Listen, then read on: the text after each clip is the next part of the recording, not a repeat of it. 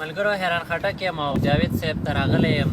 ما ویل چې زه به د دی نه یو غزل ریکارډ کوم، خو د دی شاعري چې ما وکته نو ما ته بالکل دا د انصاف خبره ونه ښکارېده چې بی د دی نه زه نورې غزلې ریکارډ نه کړم، ځکه چې تاسو به خپله هم وګورئ چې د دی شاعرۍ کې څومره وزن ده او څومره ښکلا ده پکې. نو راځئ چې واورو دنه جاوید صاحب د مینوالو ته څه وایي. ډېره مننه حیران صاحب چې ستاسو شور ورک شو. نو لږ څه به درته نور ووایم.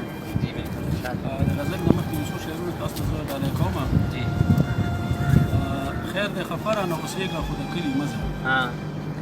خیر دی خفه رانه اوسېږه خو د کلي مه ځه، ما نه مدام لرې ګرځېږه خو د کلي مه ځه.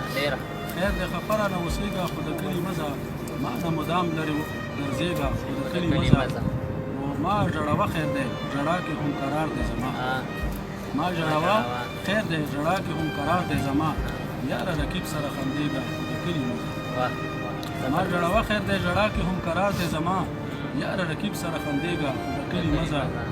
را چې په مخه شي دومره ستم بس دی که نه، را چې په مخه شي دومره ستم بس دی که نه، وخت په پلو پټ که تېرېږه خو د کلي مه ځه. ډېره لا ډېر زبردست مننه. ډېر اوس دا غزل حیران صاحب دا خو لږ زوړ غزل دی، ما شاید چې مخکې پروګرام کې ویلی دی. بلکل اورېدلی مې تاسو د چایس مطابق تاسو ته بیا وایم. خپل ارمان راته ودرېږي چې جانان ته مخامخ شم، ډېر ښه. خپل ارمان راته ودرېږي چې جانان ته مخامخ شم، د زړه غم مې سوا کېږي چې جانان ته مخامخ شم. ډېره خپل ارمان راته ودرېږي چې جانان ته مخامخ شم، د زړه غم مې سوا کېږي چې جانان ته مخامخ شم. ارمانونه په سلګو شي په ګوګل کې مې برېښنا شي، ارمانونه په سلګو شي په ګوګل کې مې برېښنا شي، نوی درد راولاړېږي چې جانان ته مخامخ شم. ډېره لا ډېر ارمانونه په سلګو شي په ګوګل کې مې برېښنا شي، نوی درد راولاړېږي چې جانان ته مخامخ شم. که هر څو تې منې کېږم زړه تې نه شم صبرولی. دا شعر مزدار دی. که هر څو تې منې کېږم زړه تې نه شم صبرولی، او د توبو مزې مې شلېږي چې جانان ته مخامخ شم. که هر څو تې منې کېږم زړه تې نه شم صبرولی، د توبو مزې مې شلېږي چې جانان ته مخامخ شم. هېڅ ګیله ورته ونه کړم لږ زړګی ترې راواپس شم، هېڅ ګیله ورته ونه کړم لږ زړګی ترې راواپس شم، خدای خو ژبه مې ودرېږي چې جانان ته مخامخ شم. ډېر ښه. یو ځل بیا شهیده. هېڅ ګیله ورته ونه کړم لږ زړګی ترې راواپس شم، هېڅ ګیله ورته ونه کړم لږ زړګی ترې راواپس شم، خدای خو ژبه مې ودرېږي چې جانان ته مخامخ شم.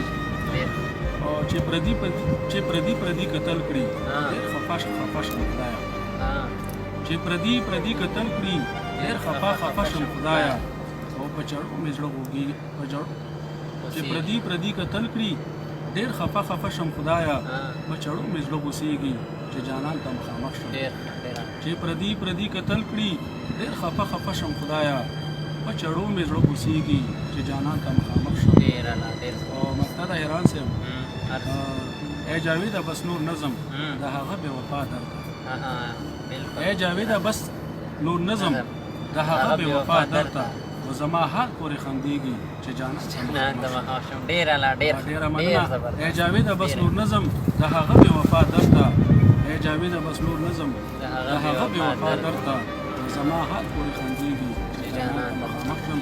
خپل ارمان راته ودرېږي چې جانان ته مخامخ شم، د زړه غم مې سوا کېږي چې جانان ته مخامخ شم. ډېر زبردست.